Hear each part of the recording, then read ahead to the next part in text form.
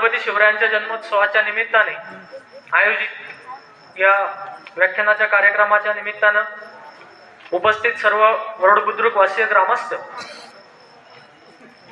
शिवा प्रतिष्ठानचे सर्व आदरणीय माझे मित्र नरेश पाटील गवाड, आमचे मार्गदर्शक आदरणीय रमेश पाटील गवाड, सर्व शिवजयंती कृती समितीचे अध्यक्ष उपाध्यक्ष सचिव, गावातील सर्व प्रतिष्ठित नागरिक आणि ज्यांच्यासाठी हा कार्यक्रम आयोजित केला ते सर्व माझे मायबाप प्रेक्षक मंडळी आणि मगापासून आपल्या बोबड्या तोडक्या मोडक्या शब्दांमध्ये शिवाजी राजांची महती सांगण्याचा ज्यांनी प्रयत्न केला ते सर्व माझे बालगोपाल मित्र मैत्री. आज 21व्या शतकामध्ये आपण सर्वजण जगत असताना 16व्या शतकातील सरंजामशाही कालखंडातील एका राजाचा जन्मोत्सव आपण सर्वांनी या लोकशाही असणाऱ्या राष्ट्रामध्ये, लोकशाही असणाऱ्या देशामध्ये आपण साजरा करत आहोत. तर याचं कारण मला असं वाटतं की शिवाजी राजांनी घालून दिलेली लोकशाहीची नीतिमूल्ये, सरंजामशाही कालखंडामध्ये शिवाजी राजांनी घालून दिलेली लोकशाहीची नीतिमूल्ये, शिवाजी राजांनी घालून दिलेले नैतिकतेचे आदर्श, शिवाजी राजांनी जगासमोर उभा केलेला चारित्र्याचा प्रसंग, या सगळ्या गोष्टी तुम्हाला मला या 21व्या शतकांमध्ये कुठेतरी आदर्श वाटाव्या अशा आहेत. म्हणून शिवाजी राजांचा जन्मोत्सव आपण साजरा केला पाहिजे. उद्या चालून भारताचं भविष्य असणाऱ्या या भावी पिढी समोर, तुमच्या माझ्या समोर, लेकरा बाळांसमोर शिवाजी राजांचं चरित्र उभं राहिलं पाहिजे. कुठेतरी शिवाजी राजांच्या कार्याचा जागर झाला पाहिजे. ही भावना ओळखून, ही गरज ओळखून छत्रपती शिव प्रतिष्ठानने जर आपल्या गावामध्ये शिवाजी राजांच्या कार्याचा जागर करण्याचं ठरवलं, रोजच्या रहाटगाडक्यातून वेळ काढून कुठेतरी माझ्या समाजाचं, माझ्या गावाचं, माझ्या देशाचं, माझ्या भागाचं मी देणं लागतो, या भावनेतून शिवाजी राजांच्या कार्याचा जागर माझ्या भागामध्ये झाला पाहिजे. ही गरज ओळखून जर या लोकांनी शिवाजी राजांचा व्याख्यानाचा कार्यक्रम जर ठेवला तर आपण सर्वांनी एकदा जोरदार टाळ्या वाजून त्यांचं अभिनंदन करायला पाहिजे, त्यांचा आभार मानायला पाहिजे. कारण लॉकडाऊन नंतरची परिस्थिती आपण बघतोय, जनमानसाच्या बदललेल्या भूमिका आपण बघतोय. कुणाला ऐकण्यासाठी वेळ नाही, कुणाला सांगण्यासाठी वेळ नाही, परंतु अशा परिस्थितीमध्ये कुठेतरी आपला वेळ समाजासाठी कुठेतरी कारणी लागला पाहिजे, या भूमिकेतून ही माणसं जगत असतात. मी नेहमी सांगत असतो, शिवाजी राजांचा कार्यक्रम उभी करणारी माणसं, या सगळ्या व्यवस्था करणारी माणसं ही प्रकाश पेरणारी माणसं असतात. कुठेतरी आपल्या आयुष्यात जेव्हा अंधकारमय आपल्या वाटा होतात, आपलं भवितव्य आम्हाला उज्ज्वल दिसत नाही, तेव्हा आम्ही इतिहासातून प्रेरणा घेण्याचा प्रयत्न करतो. आणि शिवाजी राजांचं कार्य, शिवाजी राजांचा इतिहास, शिवाजी राजांचा चरित्र एवढं जबरदस्त, एवढं प्रेरणादायी आहे, एवढं प्रकाशमान आहे की त्यातून आमच्या आयुष्याच्या यशाच्या वाटा आम्हाला प्रकाशमान करता येतात. म्हणून ज्याला ज्याला आपल्या आयुष्यामध्ये यश, प्रताप, कीर्ती, महिमा गाजवायचा आहे, त्याला आपल्या आयुष्यामध्ये छत्रपती शिवाजी राजांचं चरित्र, शिवाजी राजांचं नाव, शिवाजी राजांचा आदर्श आपल्या डोळ्यांसमोर ठेवल्याशिवाय पर्याय नाही मित्रांनो. याचं कारण तुम्हाला मी सांगतो. स्वातंत्र्यपूर्व कालखंड होता.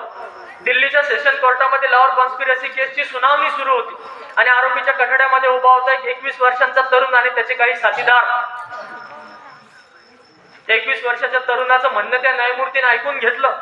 इंग्रज न्यायमूर्ती होते, त्या न्यायमूर्तीने त्याचं म्हणणं ऐकून घेतलं आणि त्याला फाशीची शिक्षा ठोठावली, त्याला आणि त्याच्या साथीदारांना. आणि त्या न्यायमूर्तीने त्या तरुणाला विचारलं की तुम्ही या क्रांतीच्या मार्गावर का चालत आहात? तुम्ही आमच्या एका इंग्रज अधिकाऱ्याचा खून केला, तुम्ही असेंब्लीमध्ये बॉम्ब टाकला, या क्रांतीच्या मार्गावर तुम्ही का चालत आहात? तर त्या 21 वर्षाच्या तरुणानं त्या न्यायमूर्तीकडे बघितलं आणि प्रचंड स्वाभिमानानं उत्तर दिलं की ज्या आदर्श राज्यक्रांतीच्या मार्गावर आम्ही चालत आहोत, हा आदर्श राज्यक्रांतीचा मार्ग आम्हाला गुरु गोविंद सिंग आणि छत्रपती शिवाजी महाराज यांनी दाखवलेला आहे. ते 21 वर्षाच्या तरुणाचं नाव म्हणजे भगतसिंग.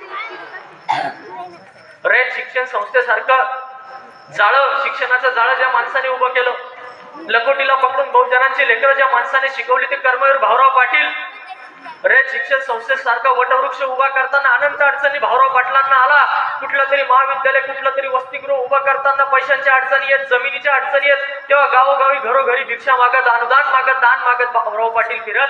तेव्हा असंच एका संस्थेची उभारणी करण्यासाठी काही पैशांची, काही आर्थिक समस्या भाऊराव पाटलांना जाणवली आणि एका व्यापाऱ्याशी भाऊराव पाटलांची गाठ पडली आणि त्याला भाऊराव पाटलांनी आपली निकड सांगितली. तेव्हा त्या व्यापाऱ्यांनी सांगितलं की पाटील, तुम्हाला हवी तेवढी रक्कम मी देण्यासाठी तयार आहे, फक्त तुमच्या महाविद्यालयाला दिलेलं छत्रपती शिवाजी राजांचं नाव बदला आणि त्या महाविद्यालयाला माझ्या वडिलांचं नाव द्या. तेव्हा कडाडले भाऊराव पाटील की एक वेळेस माझ्या जन्मदात्या बापाचं नाव मी बदलेल, परंतु माझ्या महाविद्यालयाला दिलेलं शिवाजी राजांचं नाव मी कदापि बदलणार नाही. ते भाऊराव पाटील.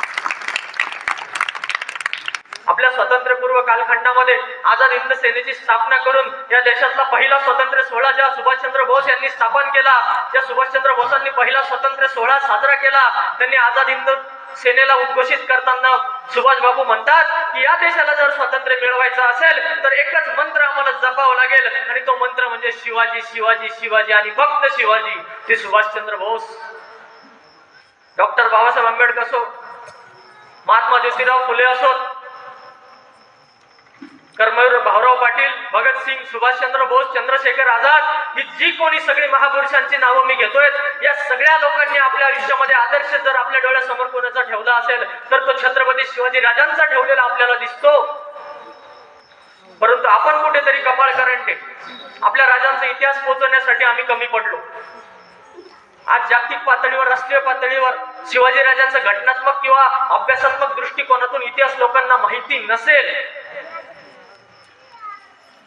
परंतु जेव्हा या मातीतली माय मावल्या उचलून नेल्या जात होत्या, जेव्हा या मातीतली मंदिरे वाटवली जात होती, तेव्हा या महाराष्ट्राच्या मातीतला एक लेख या देशाच्या स्वातंत्र्यासाठी उभा ठाकला होता. ही भावना आजही सबंध भारतभरामध्ये जिवंत आहे मित्र. म्हणून तुम्हाला मला काय वाटतं, यापेक्षा जगाने ज्या महापुरुषांची, जगाने ज्या राष्ट्रपुरुषांची नोंद घेतली, त्यांच्या अंतःकरणाच्या ठायी असणारी शिवभक्ती निश्चित शिवभक्ती नाही तर कृतिशील शिवभक्ती आज तुम्हाला मला आठवणं गरजेचं आहे. म्हणून शिवाजी राजांचा कार्याचा जागर आम्ही का करावा, शिवजयंती उत्सव आम्ही का साजरे करावा? मला सांगा, कुठे शिवाजी राजांनी लिहून ठेवलंय का की माझ्या मृत्यूनंतर 300, 350, 400 वर्षांनंतर माझा जयंती उत्सव साजरा करा? कुठे लिहून ठेवलंय? डॉक्टर बाबासाहेब आंबेडकरांनी लिहून ठेवलंय? कुठे महात्मा फुलेंनी लिहून ठेवलंय का? मग या लोकांचा जयंती उत्सव, या लोकांच्या पुण्यतिथी आम्ही का साजऱ्या कराव्या? कारण यात कुठेतरी स्वार्थ आपला आहे की यांच्या आयुष्यातला प्रकाश घेऊन आमच्या आयुष्यातल्या वाटा आम्हाला कशा प्रकाशमान करता आल्या पाहिजे. ती वृत्ती, ती सृष्टी, ती दृष्टी कुठेतरी आमच्या डोळ्यांसमोर उभी राहिली पाहिजे. त्यासाठी म्हणून अशा कार्यक्रमांची आवश्यकता आहे. त्यासाठी म्हणून शिवाजी राजांचा आणि या महापुरुषांचा जन्मोत्सव आम्ही साजरा करत असतो. मग माझ्या मनाला प्रश्न पडतो की शिवाजी राजांसारखं व्यक्तिमत्व, शिवाजी राजांसारखं चरित्र, शिवाजी राजांचा कालखंड हा महाराष्ट्राच्या मातीत का उभा राहिला? तर त्यामागची परिस्थिती जर आपण बघायला घेतलं तर शिवाजी राजांच्या जन्माच्या 300 वर्ष पूर्वी तुम्हाला घेऊन जातो. महाराष्ट्रात दंडकारण्य नावाची भूमी म्हणून ओळखला जायचा. देवगिरीच्या यादवांचा गिरोध या डौलाने आणि अभिमानाने फडकत होता. देवगिरीच्या यादवांचं राज्य महाराष्ट्रावर होतं. सुख संपत्ती, सोनं नाणं, पैसा अडकत, जमीन जुमला कशाला महाराष्ट्रात कमी नव्हती. सोन्याचा धूर निघावा हे जर बघायचं असेल तर तेव्हाचा महाराष्ट्र, तेव्हा आमच्या दंडकारण्यामध्ये आळंदीला इंद्रायणीच्या किनाऱ्यावर आमच्या ज्ञानेश्वर महाराजांनी पसायदान म्हणावं, अख्ख्या जगाची माऊली आमच्या ज्ञानेश्वर माऊलींनी व्हावं, एवढा संपन्न आणि एवढा सुबंध आमचा महाराष्ट्र. परंतु काय झालं? दिल्लीचा क्रूर शासक अलाउद्दीन खिलजीची क्रूर नजर महाराष्ट्रावर पडली आणि दिन करत अलाउद्दीन खिलजीचं सैन्य महाराष्ट्रावर चालू झालं. होत्याचं नव्हतं झालं. यादवांचा पराभव झाला आणि सुरू झाली यवनांची जुलमी राजवट महाराष्ट्राच्या मातीत. 1, 2, 3, 4, 50, 100, 200 तब्बल 300 वर्षांची गुलामगिरी, 300 वर्षांची अमावस्या, 300 वर्ष उलटली तरी ती काळी रात्र, ती अमावस्या काही संपण्याचं नाव घेत नव्हती. गुलामगिरीत पिसलेली रयत. ही परिस्थिती आमच्या दंडकारण्यात, आमच्या महाराष्ट्रामध्ये, आमच्या दख्खनेतली परिस्थिती. उत्तरेतली काय परिस्थिती होती? खैबर खिंडीतून येणाऱ्या पठाणांच्या झुंडीने अखंड हिंदुस्थान पालथा घातला होता. परंतु उत्तरेत त्यांना प्रतिकार उरला होता. फक्त राजपुतांचा उत्तरेत उभ्या होत्या, राजपुतांच्या तलवारी उत्तरेत उभे होते महाराणा प्रताप. परंतु महाराणा प्रतापांच्या नंतर उत्तरेतला प्रतिकार क्षीण झाला. तब्बल 600 वर्षांची गुलामगिरी उत्तरेवर लादली गेली. 600 वर्ष आमचा उत्तर भारत गुलामगिरीत पिचला जात होता. तीच परिस्थिती आमच्या दख्खनेत, तीच परिस्थिती आमच्या दंडकारण्यात. एक परिस्थिती सांगतो, एक घटना सांगतो, म्हणजे गुलामगिरी किती भयंकर असेल, तेव्हाचे राज्यकर्ते किती क्रूर आणि अमानुष होते याचे एक छोटस उदाहरण सांगतो. दख्खनेतलं शेवटचं हिंदूंचं साम्राज्य म्हणजे विजयनगरचे साम्राज्य. दक्षिणेतले 5ही सुलतान एकत्र आले. विजयनगरच्या राजावर हल्ला केला.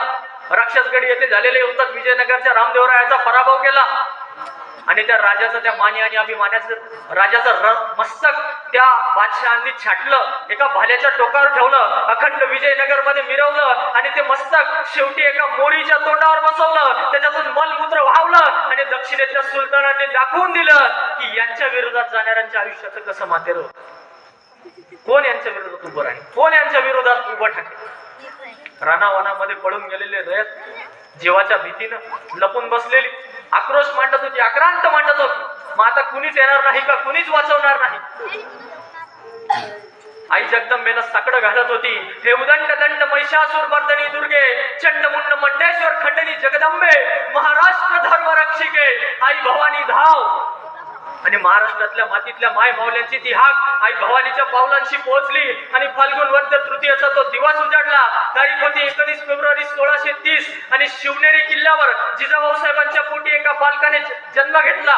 तेव्हा नक्कीच जगाने या घटनेची दखल घेतलेली नसणार आहे मित्रांनो, पण आपल्या उन्यापुऱ्या 50 वर्षांच्या आयुष्यात या बालकाने जो काही यश प्रताप कीर्ती महिमा गाजवला की आज जागतिक इतिहास लिहायला घेतल्यास छत्रपती शिवाजी महाराज या 3 शब्दांशिवाय जागतिक इतिहास पूर्ण होऊ शकत नाही. ही ताकद त्या बालकाने महाराष्ट्राच्या मातीत उभी केली.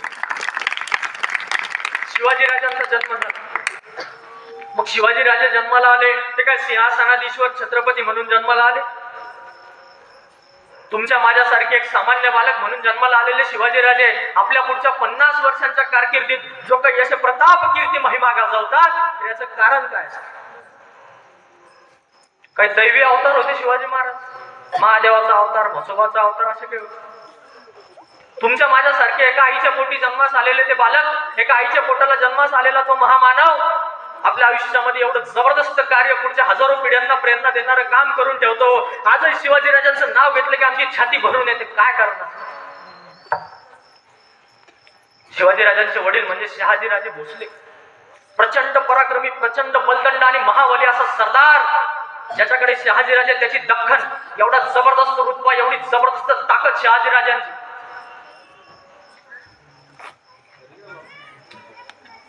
पैसा अडका, सोनं, जमीन जुमला, दास दास्या, कशाला कमी नव्हती शिवाजी राजांना. मनात आणलं असतं ना शिवाजी राजांनी तर उभं आयुष्य एखाद्या राजपुत्रासारखं गाद्या गिरद्यांवर लोळत घालवता आलं असतं. परंतु सगळा आयुष्य आराम एकीकडं आणि बाल शिवाजी राजे एकीकडं, या दोघांच्या मधात एखाद्या भक्कम तटबंदी सारख्या उभ्या होत्या जिजाऊ साहेब. एका बालकाला घडवण्यामध्ये त्याच्या आईची भूमिका किती महत्वाची असावी. 9 वर्षाच्या शिवबाराजांना घेऊन जिजाऊ साहेब बंगळुरू जहागिरीला जातात.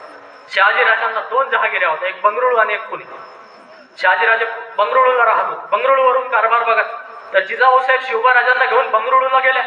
तिथे शहाजी राजा आणि जिजाऊ साहेबांच्या देखरेखीखाली शिवाजी राजांचं शस्त्राचं शिक्षण असेल, शास्त्रांचं शिक्षण असेल, घोडेस्वारीचं शिक्षण असेल, आर्थिक शिक्षण असेल, राजनीतीचं शिक्षण असेल, सगळ्या गोष्टी त्या ठिकाणी जिजाऊ साहेब आणि शहाजी राजे यांच्या मार्गदर्शनाखाली पूर्ण झालेल्या आपल्याला दिसतात. म्हणून जर कोणी सांगत असेल की कोणीतरी शिवबाराजांचे गुरु होते तर साफ खोटं आहे. शहाजी महाराज आणि जिजाऊ साहेब 2च गुरु शिवबाराजांना आपल्या आयुष्यात लाभले. मग तेथे शिवबाराजांचं काही बेसिक शिक्षण पूर्ण झाल्यानंतर शहाजी राजांनी ओळखलं की मुलगा चाणाक्ष आहे. लोकांचं दुःख पाहण्याच्या मनामध्ये दुःख होतं, मायाळू आहे, कनवाळू आहे, याचं हृदय लोकांची गुलामगिरी बघून पिळवटून निघतंय. आपलं स्वराज्य स्थापनेचं ध्येय याच बालकाच्या हातून पूर्ण करायचं. आणि मग बाल शिवबाराजा आणि जिजाऊ साहेबांना शहाजी राजांनी आपल्या मातीमध्ये पाठवलं, पुण्याला पाठवलं, पुण्याची जहागिरी सांभाळण्यासाठी पाठवलं. मग बाल शिवबाराजांना घेऊन जिजाऊ साहेब पुण्यामध्ये आल्या. शहाजी राजांची जहागिरी असणारं पुणे शहर, तिथे जहागिरी गाजवण्यासाठी, लोकांवर राज्य करण्यासाठी शिवबाराजांना घेऊन आल्या. परंतु बघतायत तर काय, बेचिराग झालेलं पुणे, जाळून टाकलेलं पुणे. शहाजी राजांवर असणाऱ्या सुडापोटी आदिलशहाच्या एका मुरार जगदेव नावाच्या सरदारानं पुण्याला बेचिराग करून टाकलेलं, जाळून टाकलेलं. पुण्यावरून गाढवाचा नांगर फिरवलेला आणि पुण्याच्या वेशीवरती एक पहार रोवलेली, तुटकी चप्पल, फुटकी कवडी आणि खापर रोवलेलं आणि सांगितलेलं, अरे जो कोणी या पुण्यामध्ये वंश करेल त्याचा वंश निर्वंश होईल. एवढे जबरदस्त हाल जर त्या पुण्याचे केलेले तर कुठली रयत त्या पुण्यामध्ये राहायला तयार असते? रानावानामध्ये पळून गेलेली रयत. जिजाऊ साहेबांनी सगळी परिस्थिती बघितली आणि विचार केला, अरे राज्य तरी कोणावर करायचं? ज्यांना आपलं म्हणावं अशी आमची मराठी माणसं जर इथे राहायला तयार नसतील तर कुणासाठी ही जहागिरी आम्हाला हवी आहे? मग जिजाऊ साहेबांनी त्या 12 मावळ खोऱ्यातील गोरगरिबांना, शेतकऱ्यांना, कष्टकऱ्यांना साथ घालायला सुरुवात केली. अरे या रे माझ्या लेकरांना, माझ्या पदराच्या सावलीखाली तुम्हाला घेते. परंतु लोक जिजाऊ साहेबांवर विश्वास ठेवीना. म्हणून त्या माऊलीने काय केलं, पुण्याच्या वेशीवर रोवलेली ती पहार उपटली, फुटकी चप्पल, तुटकी कवडी आणि खापर उपटून फेकलं. लोक म्हणत होती नको नको साहेब, तुमचा वंश निर्वंश होईल, त्याला हात लावू नका. अरे भोसल्यांच्या तर सुनेनं कमरेला पदर कोसला आणि सांगितलं अरे जो काही वंश निर्वंश होईल तो भोसल्यांचा होईल, तुम्ही या इथे राहा. मग ती लोक यायला लागली, जिजाऊ साहेबांवर, बाल शिवबाराजांवर विश्वास ठेवून पुण्यामध्ये वस्ती करायला लागली. मग त्यांच्या पोटा पाण्याची व्यवस्था करणं गरजेचे होते, कारण स्वराज्याचं ध्येयच मुळी ते होतं की सर्वांस पोटास लावणं. म्हणून त्यांच्या पोटा पाण्याची व्यवस्था करणं सर्वप्रथम गरजेचं होतं. त्या काळी जिजाऊ साहेबांनी ओळखलं होतं की कुठल्याही व्यवस्थेचा पाया हा शेतकरी असतो, म्हणून सर्वप्रथम शेतकऱ्याला जगवणं जिजाऊ साहेबांना गरजेचं वाटलं. म्हणून 12 मावळ खोऱ्यातील शेतकऱ्यांना जिजाऊ साहेबांनी जमा केलं. त्यांना सरकारातून बैल पुरवण्यात आल्या, त्यांना सरकारातून बियाणं पुरवण्यात आलं, रोखीनं पैसे देण्यात आले आणि मग कुठेतरी ती शेतकऱ्यांची लेकरं बाळसं धरू लागली, शेती कसायला लागली. परागंदा झालेली रयत जिजाऊ साहेबांच्या आसऱ्याने शेतकरी झाली. आणि त्याच सुमारास पुण्याजवळ असणाऱ्या आळंदीमध्ये, देहूमध्ये जगद्गुरु संत तुकाराम महाराज आपल्या कीर्तनाच्या माध्यमातून प्रबोधनाचा वारसा चालवत होते. जिजाऊ साहेबांच्या साथीनं शेतकरी झालेली रयत तुकाराम महाराजांच्या अभंगांमध्ये, कीर्तनांमध्ये जाऊन बसू लागली. शेतकरी आणि झालेली रयत आता वारकरी होऊ लागली. मग शेतकरी आणि वारकरी झालेली रयत यांना कुठेतरी आता स्वराज्याचा कामी लावण्याचं जिजाऊ साहेबांनी आणि शिवबाराजांनी ठरवलं. मग त्या 12 मावळ खोड्यातील तरण्यावान लेकरांना जिजाऊ साहेबांनी आपला एक नुकताच मिसरूड फुटलेला लेख बहाल केला आणि त्यांच्या मनगटामध्ये बळ दिलं आणि मनामध्ये प्रेरणा दिली की आपणही राज्यकर्ते होऊ शकतो, आपणही एक स्वतःचं राज्य उभं करू शकतो. आणि सुरू झाला हिंदुस्थानातला पहिला स्वतंत्र सोहळा, त्याचं नाव होतं स्वराज्य. मग शेतकरी, वारकरी आणि धारकरी असणं ही 12 मावळ तरण्याबांड तरुणांची फौज शिवबाराजांच्या सोबतीनं, शिवबाराजांच्या साथीनं धुमसू लागली होती. मग आता काहीतरी करून दाखवण्याची वेळ झाली. स्वराज्याची पायाभरणी झाली, शपथ झाली. मग ठरलं पहिलं लक्ष, पहिलं एम, पहिलं टार्गेट सल्तनत ए आदिलशाही, स्वराज्याचा जास्तीत जास्त मुल्क जे आदिलशहाच्या ताब्यात होता. त्या आदिलशहाच्या घोड्यांच्या बागा, बाजारपेठा, आदिलशहाची छोटे मोठे घोडे, छोट्या मोठ्या गड्या, छोट्या मोठ्या किल्ल्यांवर छापे घालायला सुरुवात झाली. आणि जेव्हा आदिलशहाची गोष्ट लक्षात आली तेव्हा आदिलशहाने त्याचा एक सरदार, फतह खान नावाचा सरदार स्वराज्यावर चालून पाठवला. परंतु पुरंदरच्या पायथ्याशी झालेल्या युद्धात त्या फतह खानाचा शिवाजी राजांनी आणि त्यांच्या मावळ्यांनी जो काही जबरदस्त पराभव केला ना, तेव्हा आदिलशहाला कळून चुकलं की महाराष्ट्रामध्ये जे काही स्वराज्य नावाचं वादळ उभं राहतंय, महाराष्ट्रामध्ये हा जो काही शिवबाराजा नावाचा माणूस उभा राहतोय, हा एक दिवस आपला सुपडा साफ करून टाकेल. म्हणून आदिलशहाने त्याचा सगळ्यात जबरदस्त डाव टाकला. त्याच्या दरबारातील एक 6.5 फूट उंचीचा धिप्पाड, तेवढाच कपटी, क्रूर, कजाग आणि कारस्थानी असा सरदार, त्याचं नाव होतं खान मोहम्मद अफजल शाही. म्हणजे अफजल खान स्वराज्यावर चालून पाठवलं. 35,000 सेना सागर घेऊन अफजल खान स्वराज्यावर चालून येतोय.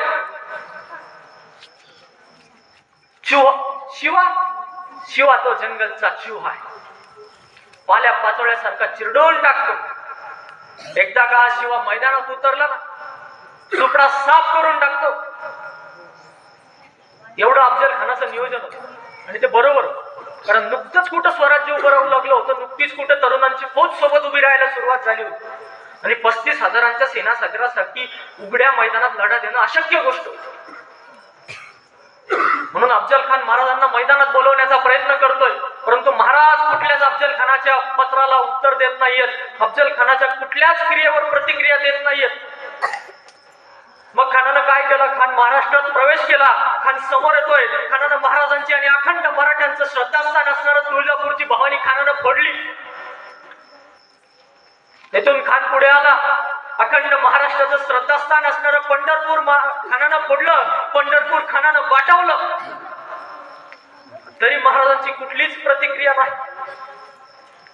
मग खानानं शिवाजी राजांचे सख्य मेवणे बजाजी नाईक निंबाळकरांना कैद केलं, त्यांना वाटवलं, त्यांना हत्तीच्या पायी देणार अशी आरोळी उठवली की आता तरी हा जंगलचा चुहा, हा शिवा, हा बाहेर.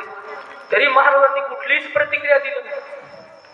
मग औरंगजेब कन्फ्यूज झाला. मग औरंगजेब बुचकळ्यात पडला की मी शिवाजीची प्रचंड श्रद्धा असणारी भवानी फोडली, मी अखंड महाराष्ट्राचं श्रद्धास्थान असणारं पंढरपूर फोडलं, मी शिवाजीच्या सख्या मेवण्याला गिरफ्तार केलं, त्याला पाठवलं, तरी हा चुहा, हा शिवा मला आव्हान देत नाही, माझ्यासोबत लढायला तयार होत नाही.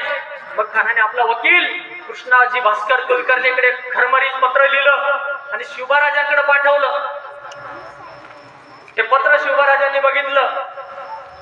ते पत्र असं होतं की तुम्ही आमचे किल्ले जिंकले, तुम्ही आमचे मुल्क जिंकला, तुम्ही आमचे गुन्हेगार आहात, असताल त्या परिस्थितीमध्ये हात बांधून आमच्या समोर उभे राहात, आम्ही तुम्हाला घेऊन जाण्यासाठी आलेलो आहोत. शिवबाराजांनी ते पत्र बघितलं आणि 29 वर्षाच्या शिवाजी राजांनी ओळखलं की कालपर्यंत शिवाजीला चढ्या घोड्यांनीशी पकडून आणतो म्हणणारा हा अफजल खान आज पत्र कैसा पाठवतो, वकील कैसा पाठवतो. आणि मग महाराजांनी ओळखलं की हे मंत्रयुद्धाची सुरुवात आहे, गनिमी काव्याची सुरुवात आहे. आणि मग महाराजांनी आपल्या वकिलांना पत्र घेऊन खानाकडे बोलणी सुरू केली की मैंने आपके किले जीते, मैंने आपका मुल्क जीता, मैं आपका गुनहगार, आपका अनुभव जबरदस्त है, आपकी ताकत तूफानी है, मैं आपके सामने भी खड़ा हो जाऊं तो आप मेरा कत्लेआम कर देंगे, मुझे आपसे डर लगता है. तुम्ही मला भेटायला वाई प्रांतात बोलवत आहात, तेवढी माझी हिंमत नाही, तुम्ही जावळी द्यावा आणि माझी भेट घ्या.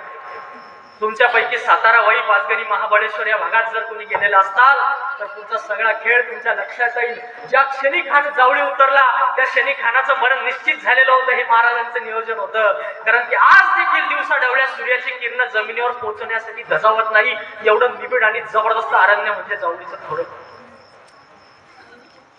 आणि महाराजांनी भेटीची जागा ठरवली. जावळीच्या खोऱ्यामध्ये स्वतः महाराजांनी स्वतःच्या देखरेखी खाली बांधून घेतलेला एक भक्कम बेलगाव आणि जबरदस्त असा किल्ला, त्याचं नाव होतं किल्ले प्रतापगड. महाराजांनी भेटीचा दिवस ठरवला. भेटीचा दिवस उजाडला. मार्गशीर्ष शुद्ध षष्ठी आणि सप्तमी एकाच दिवशी होती. तारीख होती 10 नोव्हेंबर 1659. महाराज खानेच्या भेटीसाठी निघतायत. महाराजांनी पांढरा शुभ्र अंगरखा घातलेला, त्याच्यातून मेटलचं जॅकेट आहे, चिलखत, डोक्यावरती मेटलचं हेल्मेट आहे, जिरेटॉप, त्याच्यावरून आपला नेहमीचा मंदिर, अस्तींमध्ये खंजर, कमरेला शमशेर आणि डाव्या हातामध्ये वरतून दिसायला 2 अंगठ्या आणि आतून 2 इंचाचं धारदार शस्त्र वाघनख. वरतून दिसायला अंगठ्या, आतून वाघनख. प्रचंड तयारीनं महाराज खानाच्या भेटीसाठी जात आहेत. कारण महाराजांना माहिती होतं की खान जेवढा पराक्रमी आहे तेवढाच कपटी, क्रूर आणि कजाग आणि कारस्थानी. कारण याच खानाने श्रीरंगपट्टमच्या नायकाला कस्तुरी रंगनला असंच भेटायला बोलून त्याच्या पोटामध्ये चाकू खुपसून त्याचा वध केला होता.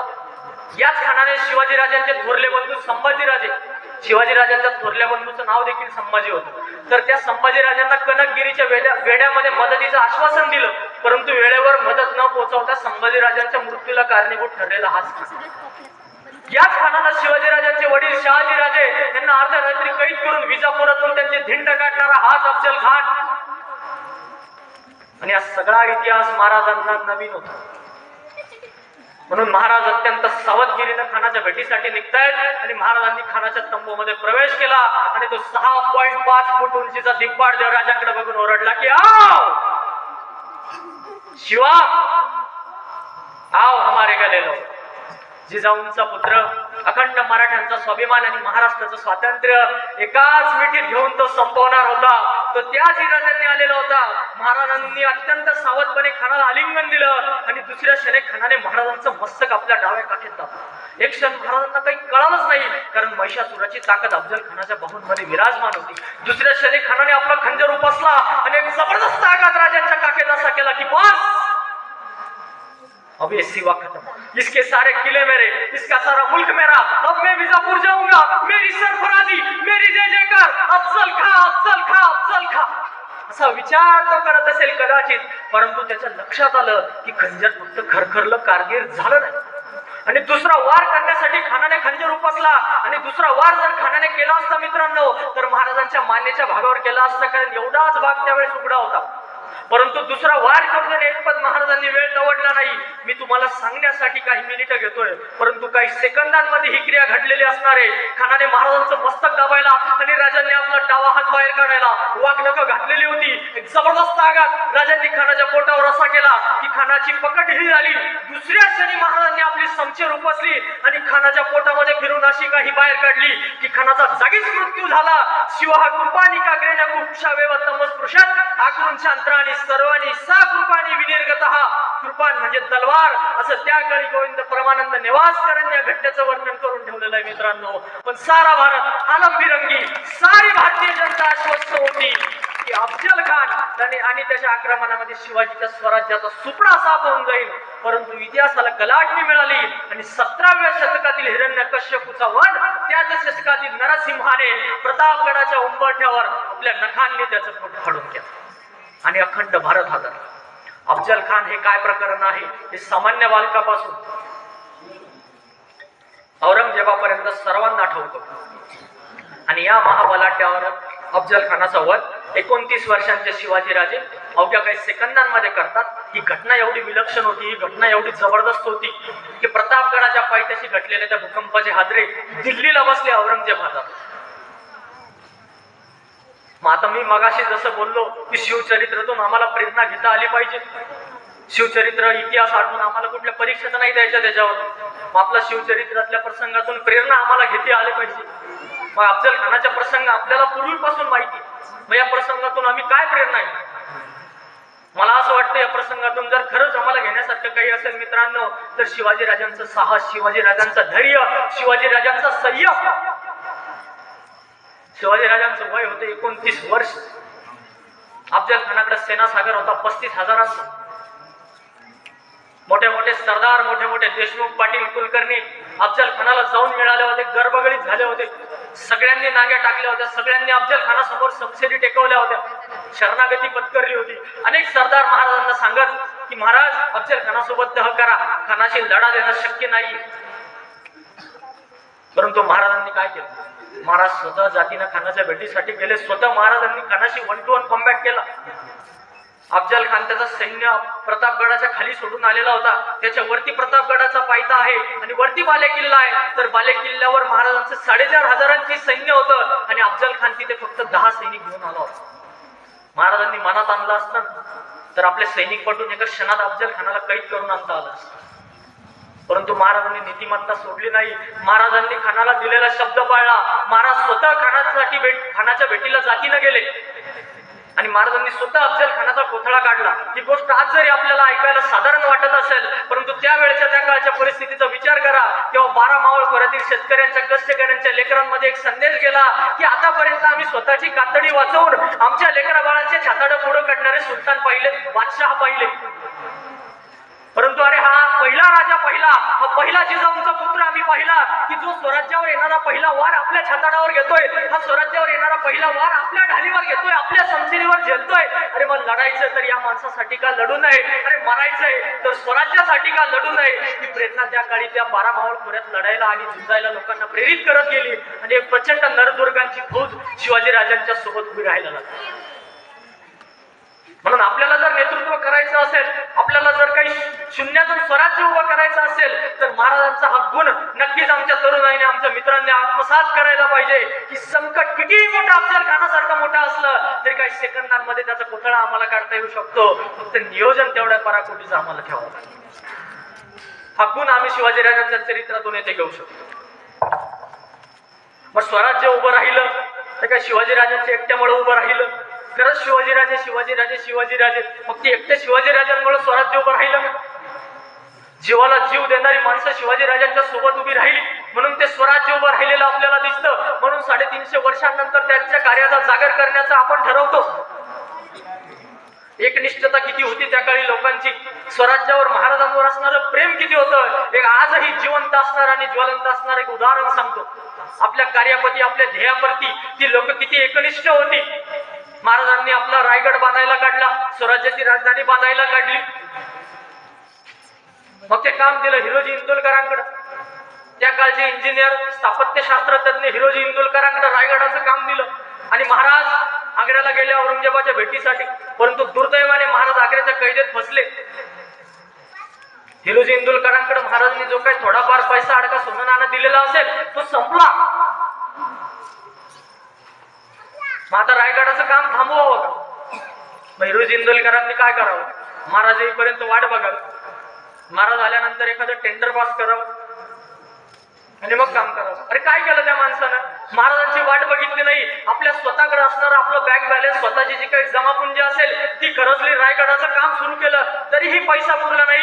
स्वतःचा जमीन जुमला, पैसा अडका, घर विकून टाकलं, स्वतःचं काम सुरू केलं, तरीही पैसा पुरला नाही. बायकोला बोलवलं, तिच्या अंगावरचं सोनं नाणं ते म्हटले काढून, ते घेतलं, ते विकलं, रायगडाचं काम पूर्ण. महाराज आग्र्याच्या कैदेतून सुटून परत आले, रायगडाचं काम पूर्णत्वास आलेलं होतं. महाराजांनी गड बघितलं, वा हिरोजी बहुत खूप, आम्हाला आवडलंय तुमचं काम, जबरदस्त, तख्तास जागा हाच गड करावा. महाराजांच्या तुमचे शब्द आहेत. मागा हिरोजी, काय मागायचं ते मागा, जगभरातली कुठलीही जिन्नस मागा, आम्ही तुमच्या समोर पेश करतो हिरोजी. ज्या माणसानं आपलं राहतं घर वाडा विकून टाकला, जमीन जुमला विकून टाकला, बायकोला लंकेची पार्वती केलं, घरादारावर तुळशी पत्र ठेवलं, आणि मग राजा म्हणतोय की मागा हिरोजी, काय मागायचं ते मागा. काय मागाव त्या माणसानं? महाराज पोराला एखाद्या संस्थेवर लावून घेतलं. महाराज एखाद्या तिकिटाचं बघा, अरे काय मागावं त्या माणसानं? समोर एक दगड पडलेला होता, एक चिरा पडलेला होता, तो हिरोजी इंदुलकरांनी असा हातात उचलून घेतला, महाराजांच्या सामोरे धरला आणि सांगितलं, महाराज तुम्ही महादेवाचे भक्त आहात, म्हणून रायगडावर एक वाडेश्वर महादेवाचं मंदिर मी बांधलंय. त्या मंदिरात महादेवाच्या दर्शनाला तुम्ही रोज येताल. त्या मंदिराच्या पायरीला हा दगड, हा पत्थर मी बसवणार आहे. तर या दगडावर, या पत्थरावर माझे नाव कोरण्याची अनुमती मला द्या, कारण जेव्हा जेव्हा तुम्ही महादेवाच्या दर्शनाला येताल, तुमच्या पायधुळीचा अभिषेक माझ्या नावाला होईल. फक्त पायधुळीचा अभिषेक आपल्या नावाला व्हावा, म्हणून आपल्या बायकोला लंकेची पार्वती करणारी माणसं आम्हाला कुठे बघायला भेटतील? मायबाप, जगाच्या इतिहासात फक्त शिवचरित्र आणि शिवाजी महाराज असा एकमेव राजा आहे की ज्याच्या चरित्रात अशी माणसं आम्हाला भेटतात. आजच्या काळात जर आपण बघितलं तर आमची काका लोक पत्रिकेत नाव टाकायचं विसरलं तर लग्नाला येते. स्वतःचं घरदार विकून टाकून महाराजांच्या पायधुळीचा अभिषेक माझ्या नावाला व्हावा म्हणणारा हिरोजी इंदुलकर आजही रायगडावर जा, वाडेश्वर महादेवाच्या दर्शनाला जाताना ती पायरी आजही तिथे आहे. सेवेचे ठाई तत्पर हिरोजी इंदुलकर. म्हणून फक्त सिमेंट मध्ये जान असून चालत नाही, तर बांधणाराच्या काळजात ही माणसं वागतात. अशी माणसं आमच्या राजांच्या सोबत उभी राहील. पुरंदरचा तह झाला, कोंढाण्यासारखा बेलगाम आणि बळकट किल्ला मुघलांना द्यावा लागला, परंतु ते शल्यजी साहेबांच्या मनामध्ये नेहमी टोचत होते की शिवबा, कोंढाण्यासारखा बळकट आणि बेलगाम किल्ला मुघलांच्या ताब्यात असणं बरं नवं, कोंढाण्याची मोहीम काढा. आणि महाराजांनी कोंढाण्याची मोहीम ठरवली, मोहिमेचं नियोजन सुरू आहे. आणि तेवढ्यात महाराजांचा बालपणापासूनचा असणारा मित्र तानाजी मालुसरे स्वतःच्या मुलाचं रायबाचं लग्न काढलंय, महाराजांकडे निमंत्रण घेऊन आला की राजा रायबाचं लग्न काढलं, यावं लागेल तुम्हाला. परंतु महाराजांची मुद्रा थोडीशी चिंताग्रस्त दिसते, काहीतरी नियोजन, काहीतरी विचार डोक्यामध्ये सुरू आहे. तानानं ओळखला नाही, राजा काय झालं? महाराज म्हटले, कोंढाण्यासारखा बळकट आणि बेलगाम किल्ला मुघलांच्या ताब्यात असणं बरं नव्हता, कोंढाणा जातीनं घ्यावं म्हणते. हातातलं निमंत्रण बाजूला फेकलं, कमरेतली शमशेर उचून सोऱ्यात नाचवत तानाजी कडाडले, राजा आम्ही लग्नात वरबाप म्हणून मिरवायचं आणि तुम्ही जातीनं मोहिमेवर जायचं. आमच्या हातात बांगड्या नाही भरल्या अजून. अरे हा ताना जाणार, हा ताना लढणार. अरे तो ताना जो गेला कोंढाणा गेला, पोटच्या लेकराचं लग्न सोडून तानाजी गेला, कोंढाणा आला, आमचा तानाजी गेला. अशी माणसं राजांना भेटली, अशी एक निष्ठा आपल्या ध्येयाप्रती, आपल्या निष्ठेप्रती इमान ओवाळून टाकणारी माणसं राजांना भेटली, म्हणून ते स्वराज्य उभं राहिलं, म्हणून ते स्वराज्य चिरंतन काळ टिकलं. त्याचं नाव महाराजांनी जिजाऊ साहेबांनी ठेवलं होतं की स्वराज्य. सो म्हणजे माझं आणि राज्य, तिथे राहणाऱ्या प्रत्येकाचं राज्य. तुला जर वाटत असेल तुझ्या घरातली माय माऊली सुखी राहावी, तुला जर वाटत असेल तुझ्या शेत असणारं पीक पाणी सुरक्षित राहावं, तुझ्या दारापुढची तुळस आणि मंदिरांवरचा कळस जर तुला सुरक्षित ठेवायचा असेल, तर तुला जावं लागेल, तुला लढावं लागेल, तुला मरावं लागेल. म्हणून स्वराज्यातला प्रत्येक बालकाच्या मनामध्ये, प्रत्येक माणसाच्या मनामध्ये स्वराज्याप्रती प्रेम होतं, स्वराज्याप्रती निष्ठा होती. आणि ती आपल्या देशाप्रती, आपल्या समाजाप्रती, आपल्या राष्ट्राप्रती, आपल्या राज्याप्रती असणारी निष्ठा तुमच्या माझ्या मनामध्ये आहे का? प्रश्न मला या शिवजयंतीच्या निमित्तानं विचारावंसं वाटतं. शिवबा घडले, स्वराज्य घडलं, तर आज शिवबाराजांच्या मातीमध्ये असणारे तुम्ही आम्ही लोक, शिवबाराजांच्या महाराष्ट्रामध्ये, शिवबाराजांचा हिंदुस्थानामध्ये जन्म घेतलेले आज तुम्ही आम्ही माणसं, खरंच आमच्या देशाप्रती, आमच्या राष्ट्रप्रती, आमच्या मातीप्रती आमच्या मनामध्ये तेवढा स्वाभिमान आहे का? आमच्या मनामध्ये तेवढी एकनिष्ठता आहे का? हा प्रश्न आमच्या अंतःकरणाला आम्ही विचारला गेला पाहिजे. शिवाजीराजांनी जो काही क्रांतीचा वारसा या मातीत ठेवला त्या वारशावर ही लोक जगत राहिली. शिवाजीराजांचा क्रांतीचा वारसा मातीत पेरून ठेवला. शिवाजीराजांचा मृत्यू झाला 1680 ला. त्यानंतर संभाजीराजे गादीवर आले आणि 9 लाखांचा सेनासागर घेऊन औरंगजेब महाराष्ट्रावर चालून आला. औरंगजेबाला वाटलं शिवा गेला, आता हे स्वराज्य माझं. परंतु औरंगजेबाच्या समोर आपली नंगी शमशेर घेऊन उभे राहिले होते संभाजीराजे. 9 वर्ष औरंगजेबाला इंच भर जमीन संभाजीराजांनी जिंकू दिली नाही. 9 वर्ष झुंजावला. कपटानं संभाजीराजे कैद झाले. संभाजीराजांचा मृत्यू झाला. मग औरंगजेबाला वाटलं आता स्वराज्य माझंच आहे. शिवा गेला, संभा गेला, आता स्वराज्य माझं. परंतु औरंगजेबाच्या समोर उभे राहिले राजाराम महाराज. रायगडाचा पडाव झाला, राजधानीचा पडाव झाला. जिंजीला जाऊन राजाराम महाराज लढले. इंचभर जमीन औरंगजेबाला जिंकू दिले नाही. पुढे दुर्दैवानं राजाराम महाराजांचं निधन झालं. औरंगजेबाला वाटलं शिवा गेला, संभा गेला, राजाराम गेला, आता स्वराज्य माझाच. परंतु औरंगजेबाच्या बापाने विचार केला नसेल. औरंगजेबाच्या समोर उभी राहिली राजाराम महाराजांची विधवा पत्नी, कमरेला पदर खोसून भोसल्यांची ती सून. औरंगजेबाच्या समोर महाराणी ताराबाई उभ्या राहिल्या. शेवटी औरंगजेब मेला, परंतु त्याला स्वराज्य काही गिळंकृत करता आलं नाही. 27 वर्ष या महाराष्ट्रात झुंजला. आयुष्यातली 27 वर्ष इथे मेला, परंतु त्याला स्वराज्य काही गिळंकृत करता आला नाही. कारण तो क्रांतीचा वारसा शिवाजीराजांनी तुमच्या आमच्यासाठी ठेवत आला. त्या वारशावरती लोक जगत राहिली. शिवाजी राजांचं राज्य आहे, हे थोरल्या आऊसाहेबांचं राज्य आहे, हे आपल्याला राखलंच पाहिजे. या विचारानं ती माणसं लढत राहिली, या विचारानं ती माणसं जगत राहिली. म्हणून हा क्रांतीचा वारसा तेवढ ठेवण्याचं काम पुढच्या कालखंडात काही माणसांनी केलेलं आपल्याला दिसतं. भगतसिंग असतील, चंद्रशेखर आझाद असतील, नेताजी सुभाषचंद्र बोस असतील, या सगळ्यांच्या आयुष्यामध्ये जर आम्हाला आदर्श दिसतात तर ते छत्रपती शिवाजी महाराज दिसतात. भगतसिंगांचा मृत्यू झाला, भगतसिंगांना फाशी झाली, तेव्हा त्यांचं वय किती असेल? 23 वर्ष 5 महिने 26 दिवस. चंद्रशेखर आझाद आल्पेट पार्क मध्ये स्वतःच्या हाताने स्वतःच्या मस्तकावर गोळी झाडून घेतली. वय वर्ष 25. खुदिराम बोस वय वर्ष 19. तुमच्या माझ्यासाठी मरणार ही माणसं, स्वातंत्र्यासाठी जीवाचं बलिदान देणारी ही माणसं कुठून मिळाली प्रेरणा? एकच नाव आपल्याला इतिहासात दिसतं, ते म्हणजे छत्रपती शिवाजी महाराज. आणि आज फक्त इतिहासाचा जागर करून इतिहासावर रेगोट्या मारून तुम्हाला मला जमणार नाही मायबाप. तर कुठेतरी ही प्रेरणा, कुठेतरी हा वारसा तुमच्या माझ्या मनामध्ये चिरंतनाने चित्कार आम्हाला ठेवता आला पाहिजे, जेणेकरून तो पुढच्या पिढीला अभिमानानं आणि स्वाभिमानानं आम्हाला देता आला पाहिजे. आपण समाजाचा, आमच्या गावाचा, आमच्या देशाचा, आमच्या राष्ट्राचा आम्ही काहीतरी देणं लागतो, ही भावना आमच्या मनामध्ये जिवंत राहिली पाहिजे. पुढच्या पिढीला अभिमानानं आणि स्वाभिमानानं आम्हाला काहीतरी देता आलं पाहिजे. माझ्या माय मावल्या या ठिकाणी बसलेले आहेत आणि माझे वडील बांधव देखील या ठिकाणी बसलेले आहेत. तर मला अंतःकरणापासून सांगा की असलं कुठलं उदात्त आणि उत्तुंग हेतून केलेलं कार्य आम्ही आहे की ते पुढच्या पिढीला आम्ही अभिमानानं आणि स्वाभिमानानं संक्रमित करू शकतो? असे कुठले विचार आमच्याकडे आहेत की ज्याच्यावर आमच्या पुढच्या पिढीने चालावं असं आम्हाला वाटतं? बरं, विचार सोडा, स्वाभिमान सोडा, प्रेरणा सोडा, विचार सोडा, निदान वेळ आहे का आमच्या पुढच्या पिढीला देण्यासाठी? आमच्याकडे निदान वेळ आहे का? 7 दिवस बापलेकांचा संवाद होतो. 7 दिवस बाप कामाला जातो तेव्हा पोरग झोपलेला असतं आणि पोरग घरात असतं तेव्हा बाप बाहेर गेला. लॉकडाऊनची परिस्थिती बघितली आम्ही. बाप मायशी कसा वागतो, माय बापाशी कसं वागते, सगळं आमच्या लेकरांनी जवळून बघितलं. निदान वेळ द्यावा आम्ही पुढच्या पिढीला. वेळ नाही दिलं तर काय होतं सांगतो. एका माय बापाला 2 लेकरं होती, प्रचंड शिकवली, प्रचंड विद्या विभूषित केली, लेकरं एवढी शिकली, विदेशात गेली, प्रचंड पैसा कमवला, तिकडच स्थायिक झाली. 1, 2, 3, 4, 10, 20, 30 वर्ष झाली लेकरं मायदेशात परत येण्याचं नाव घेईना, माय बापाला भेटायला येण्याचं ठरविना. असं त्यांचं वाट बघत बघत त्यांची आई एक दिवस देवाघरी गेली. त्यांच्या आईचा मृत्यू झाला. बापानं पोरांना निरोप कळवला, अरे तुमची वाट बघून बघून तुमची आई गेली रे, निदान तिच्या अंत्यविधीला तरी या. 2 लेकरांपैकी एकच मुलगा आईच्या अंत्यविधीला आला. घाईघाईनं अंत्यविधी आटोपला आणि जायला निघाला. त्या बापाच्या डोळ्यात अश्रू, माईना मुखातून शब्द फुटेना. दाय मोकलून तो बाप रडत होता. मुलगा दरवाजापर्यंत गेला आणि बापाने विचारलं, अरे उभं आयुष्य तुम्ही आम्हाला भेटायला तर आले नाही, पण निदान आईच्या अंत्यविधी झाला, 13 दिवस तरी थांबतो.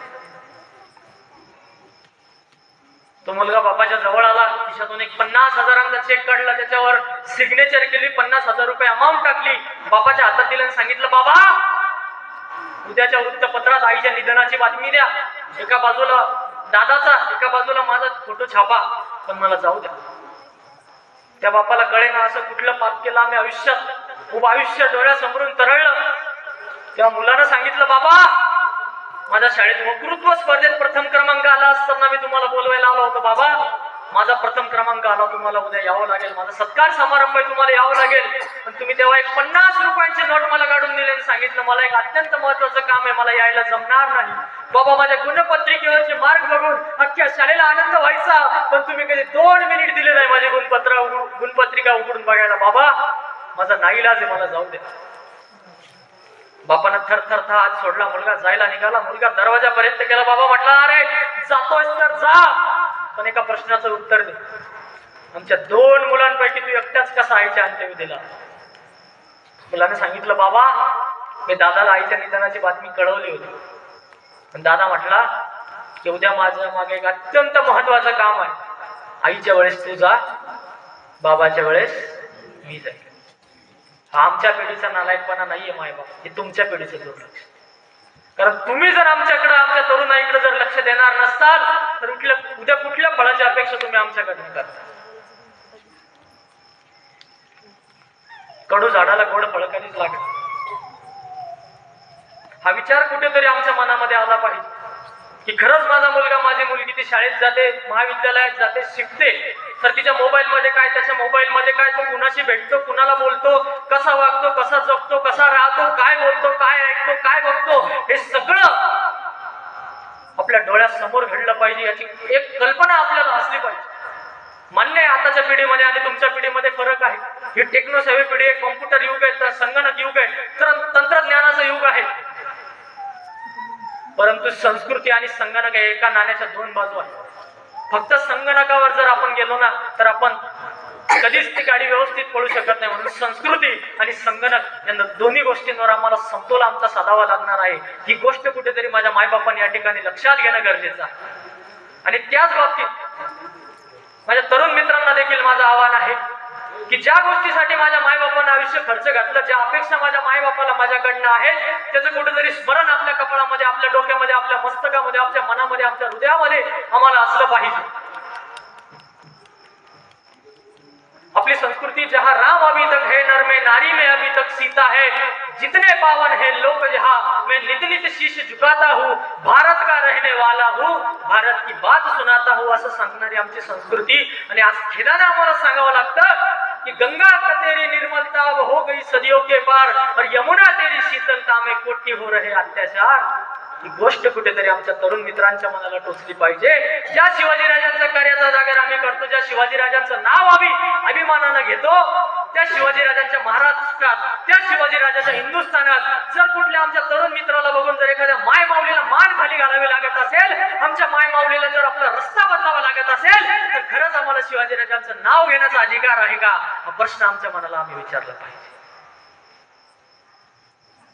अरे स्त्री ही मराठ्यांच्या देवाऱ्यातली देवता आहे, हा मंत्र ज्या मराठ्यांच्या इतिहासाने जगाला दिला, त्याचं कारण काय असेल की स्फटिकासारखं क्रिस्टल क्लिअर, स्फटिकासारखं स्पष्ट आणि सुंदर असं चरित्र आमच्या राजाने जपलं. आणि जगाच्या इतिहासात असा एकमेव राजा होऊन गेला ज्या राजाच्या दरबारात कधी स्त्री नाचली नाही.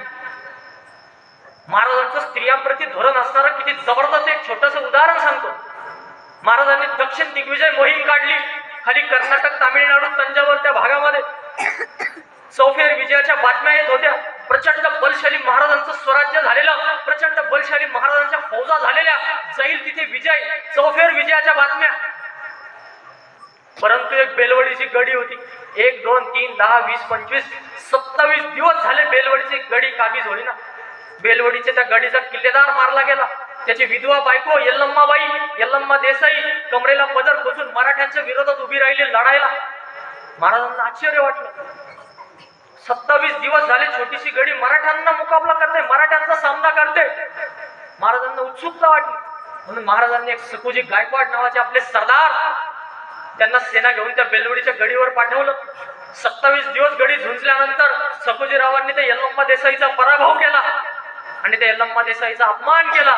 त्यांचे हात बांधले आणि त्यांना काळ कोठडीमध्ये रात्रभर डांबून ठेवलं. दुसऱ्या दिवशी यल्लम्मा देसाईंना महाराजांच्या समोर उभं करण्यात आलं. लक्षात घेण्यासारखी गोष्ट आहे, यल्लम्मा देसाई मराठी भाषिक नव्हती, कर्नाटक प्रांतातली होती. महाराजांची सगळे सोयरी नव्हती, मराठी बोलणारी नव्हती. दुसरी महत्वाची गोष्ट, महाराजांच्या विरोधी पक्षातली होती.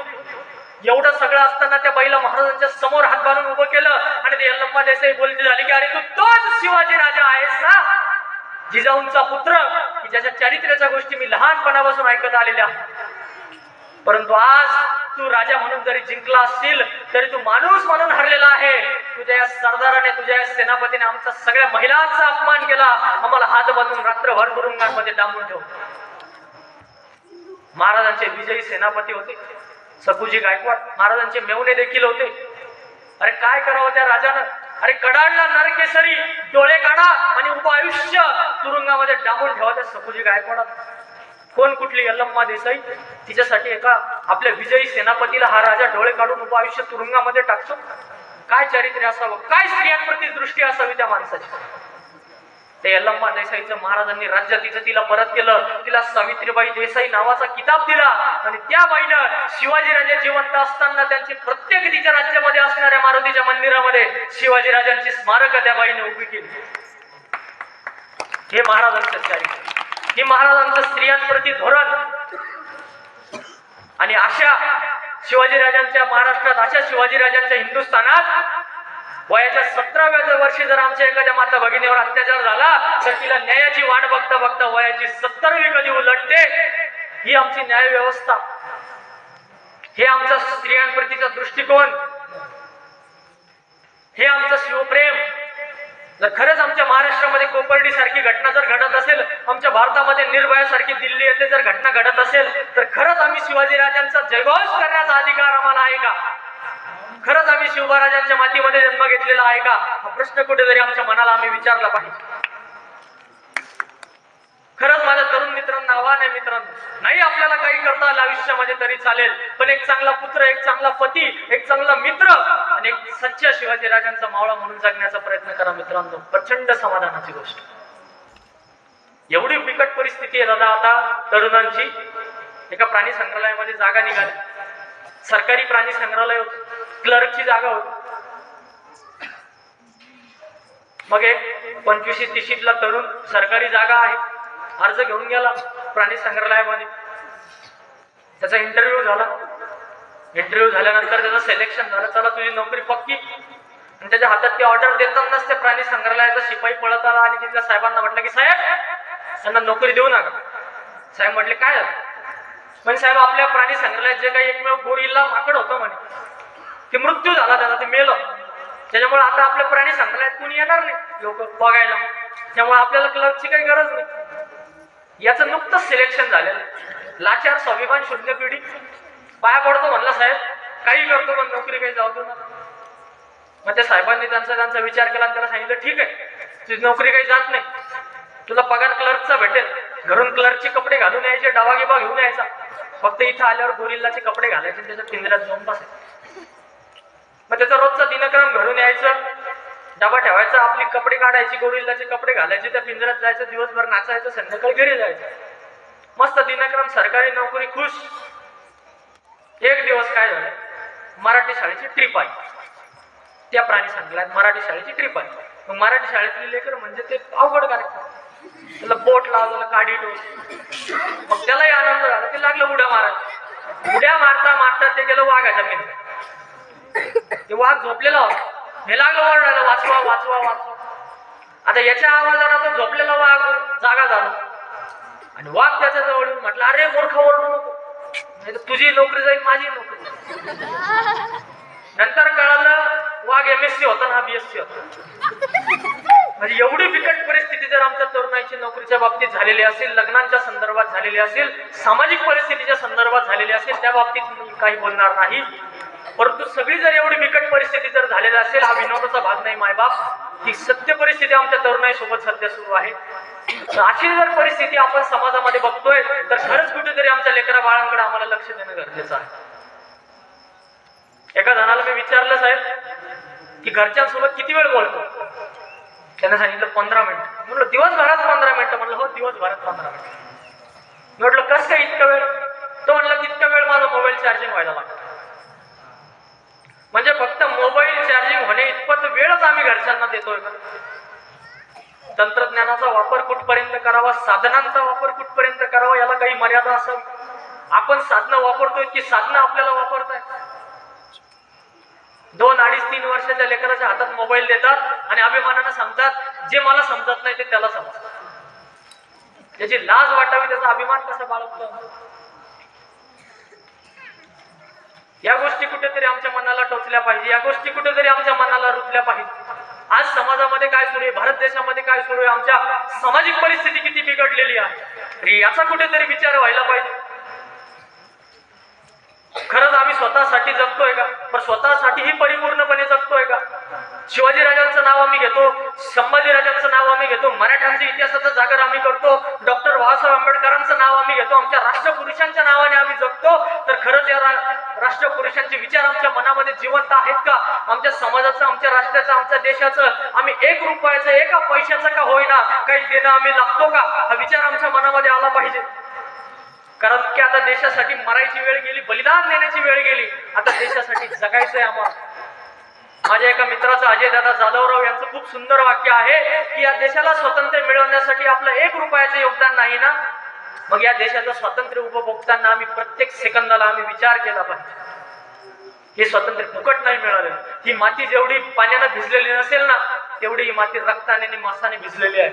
तलवारों पर सरवार दिए, अंगारों पर जिस्म जलाया है, तब जाके कही हमने सर पे ये केसरी रंग सजाया. बलिदानाने पवित्र आणि पावन झालेली ही भूमी, तर या मातीत आपण जन्म घेतला तर कुठेतरी ही भावना आमच्या मनामध्ये जिवंत राहिली पाहिजे. आमच्या देशाच्या, आमच्या राष्ट्राच्या, आमच्या समाजाच्या संदर्भातली आमची नीतिपत्ता जिवंत राहिली पाहिजे. एका जंगलामध्ये आग लागली, प्रचंड आग लागली, झाडं वेली जळून जायला सुरुवात झाली आणि सगळे प्राणी जीवाच्या भीतीने कोपऱ्याला राहून नदीच्या काठावर उभे राहून ती आग बघत होते. कुणीच ती आग विझवण्याचा प्रयत्न करेना. हत्ती सारखे मोठे मोठे प्राणी जीव बचावत त्या पाण्यामध्ये जाऊन उभे होते. परंतु एक छोटीशी चिमणी उडत यायची, त्या नदीमध्ये आपली चोच बुडवायची आणि ते पाणी त्या आगीमध्ये नेऊन टाकायची. आजूबाजूला उभ्या असणाऱ्या त्या प्राण्यांनी, पशुपक्ष्यांनी बघितलं आणि तिला विचारलं की अरे तू चिमणी, तुझा जीव केवढा, तुझी चोच केवढी, त्या चोचीत बसणारं पाणी केवढं, ती जंगलाला आग लागलेली आग किती, काय आग विझणार आहे तुझ्याकडे. तेव्हा त्या चिमणीनं जे उत्तर दिलं मित्रांनो, तर सगळ्यांनी आपल्या मनात ठसवायला पाहिजे. मला माहिती आहे माझा जीव लहान आहे, माझी चोच लहान आहे, माझ्या चोचीत सामावणारं पाणी कमी आहे. मला माहित नाही माझ्या पाणी टाकण्याने या जंगलातली आग विझेल की नाही विझेल, परंतु जेव्हा केव्हा या जंगलाला लागलेल्या आगीचा इतिहास आठवला जाईल तेव्हा माझं नाव आग लावणाऱ्यांमध्ये नाही तर आग विझवणाऱ्यांमध्ये घेतलं जाईल. आज आमच्या देशामध्ये, आमच्या समाजामध्ये बिघडत चाललेली परिस्थिती आम्ही बघत असताना, जेव्हा केव्हा आमच्या 21व्या शतकाचा आमच्या पुढच्या पिढीनं जेव्हा आम्हाला प्रश्न विचारले जातील तेव्हा अभिमानाने आणि स्वाभिमानानं उत्तर आम्हाला देता आलं पाहिजे की आमचं नाव ते देश बिघडवणाऱ्यांमध्ये नाही तर देश घडवणाऱ्यांमध्ये आहे. हा स्वाभिमान कुठेतरी आमच्या पुढच्या पिढीच्या मनामध्ये आम्हाला पेरता आला. खरंच शिवाजी राजांच्या कार्यात जागर करताना या छोट्या छोट्या गोष्टींचा आपण नक्की विचार करायला. फक्त इतिहासाचं पारायण करून इतिहासावरच्या घटना आठवून त्याच्यावरतीच रेगोट्या मारून आपल्याला काही साध्य होत नाही. परंतु कुठेतरी आपल्या आयुष्यामध्ये, आपल्या पुढच्या पिढीच्या आयुष्यामध्ये आपल्याला प्रेरणा देता आली पाहिजे. आपल्या एका ठराविक वयानंतर आपल्याला कोणी विचारत नाही तुम्ही किती पैसे कमवले, तुम्ही किती घरं घेतले, तुम्ही किती प्लॉट घेतले, किती जमीन घेतली, कोणी विचारत नाही तुम्हाला. वयाच्या 50 नंतर 60 नंतर लोक 2च प्रश्न विचारतात तुम्हाला. पहिला प्रश्न तब्येत कशी आहे, दुसरा प्रश्न लेकरं काय करतात. बरोबर. दोन्ही प्रश्नांची जर असे ठणकावून उत्तरं द्यायची असतील ना तर आज पेरायला सुरुवात करा. आपल्या घरातल्या लेकरा बाळांकडे लक्ष. ज्या कवितेनं मला उभं केलं, जे मला असं वाटतं खरंच आमच्या तरुण मित्रांनी आमच्या राष्ट्रपुरुषांचा आदर्श घेतला पाहिजे, आमच्या तरुणांच्या मनांमध्ये आमचे राष्ट्रपुरुष पेरले गेले पाहिजे, ती कविता शेवटी सादर करतो आणि थांबतो. 1965 ला 1965 ला भारत पाकिस्तानचे युद्ध झालं. तेव्हा काही निधीची कमतरता पडत होती, तेव्हा निधी जमा करण्यासाठी एका कवीने ती कविता लिहिली. आज त्या कवितेचा संबंध आजच्या युगाशी किती आहे मला माहित नाही. मला आवडते, मला त्या कवितेने उभं केलं. माझ्या तरुण मित्रांसाठी मला ती सादर करावीशी वाटली म्हणून मी सादर करतो. त्याच्यातून जे घेता आलं ते घेण्याचा प्रयत्न करा. तर कविता अशी आहे की हे भारत के राम जगो मैं तुम्हें जगाने आया हूँ और 100 धर्मों का धर्म एक बलिदान बताने आया हूँ. और सुनो हिमालय कैद हुआ है दुश्मन की जंजीरों में और आज बता दो कितना पानी है हम भारत के वीरों में. खड़ी शत्रु की फौज द्वार पर आज तुम्हें ललकार रही और सोए सिंह जगो भारत की माता तुम्हें पुकार रही. अग्निपंथ के पंथी जागो शीश हथेली पर धरकर और जागो रक्त के भक्त लाडले जागो सिर के सौदागर. खप्पर वाली काली जागे जागे दुर्गा बरबंडा और रक्त बीच का रक्त चाटने वाली जागे चामुंडा. नरमुंडों की माला वाला जगे कपाली कैलाशी और रण की चंडी घर घर नाचे मौत कहे प्यासी प्यासी. अरे रावण का वध स्वयं करूंगा कहने वाला राम जगे. राम फक्त मंदिरांमध्ये नाही तर तुमच्या माझ्या मनांमध्ये जिवंत राहील. कि रावण का वध स्वयं करूंगा कहने वाला राम जगे और कौरव शेष न एक बचेगा कहने वाला श्याम जगे. यदुनंदन का चक्र जगे पौरुष पुरुष महान जगे और सिलिपस को कसने वाला चंद्रगुप्त बलवान जगे. हटी हमीर जगे जिसने झुकना कभी न जाना. जागे पद्मिनी का जोहर जागे केसरिया बाना.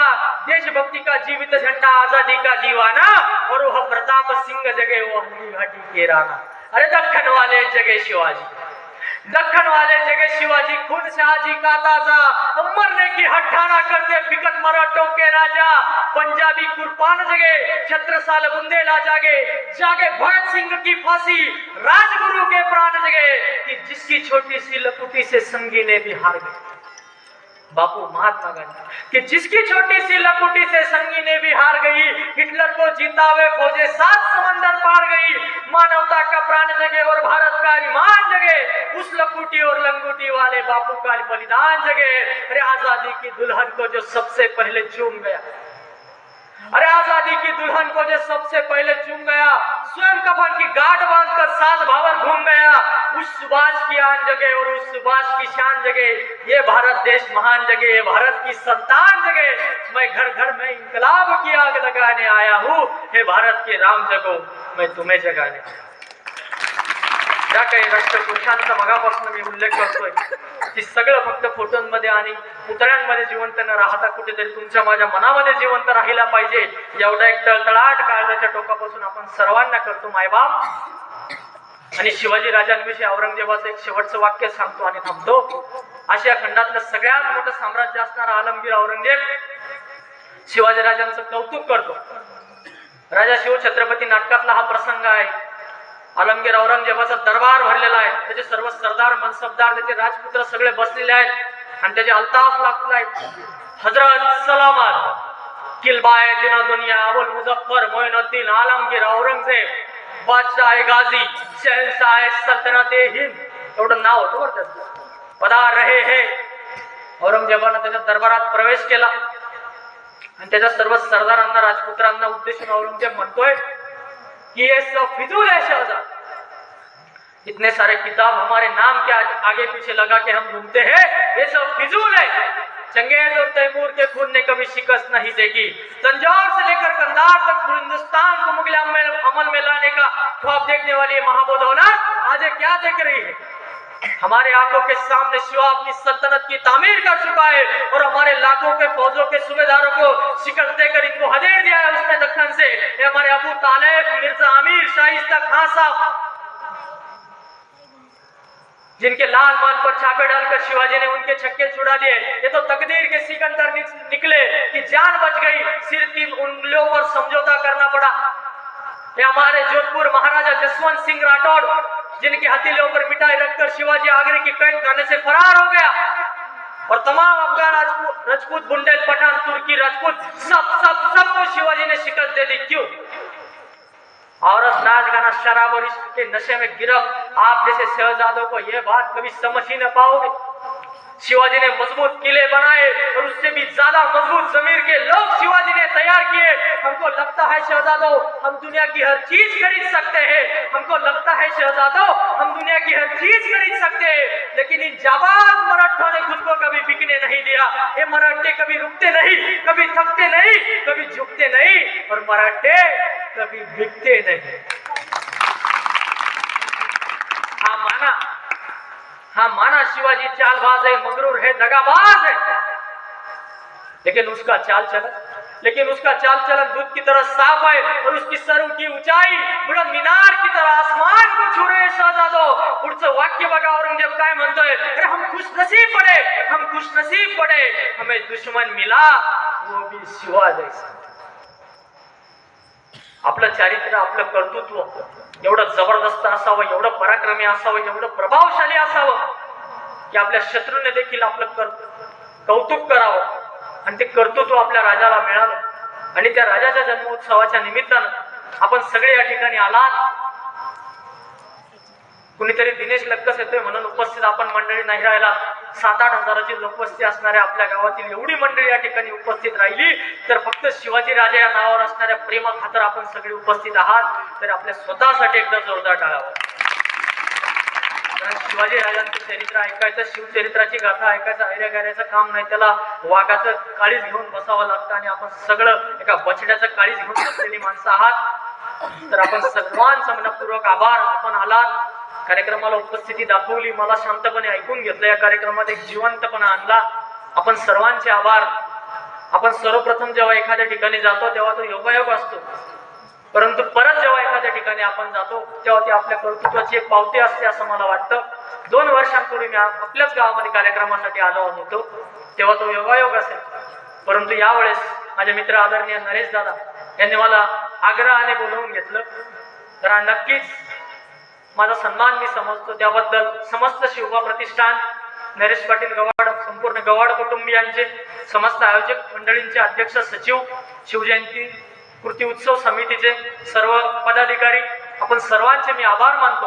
आणि आपण सर्वांना 2 दिवसांवर येऊ घातलेल्या शिवजन्मोत्सवाच्या मनस्वी शुभेच्छा देतो। माझ्या सर्व बालगोपाल मित्रमंडळांना आपल्या उदंड आयुष्यासाठी, भावी आयुष्यासाठी शुभेच्छा देतो आणि आपली रजा घेतो। जय जिजाऊ, जय शिवराय।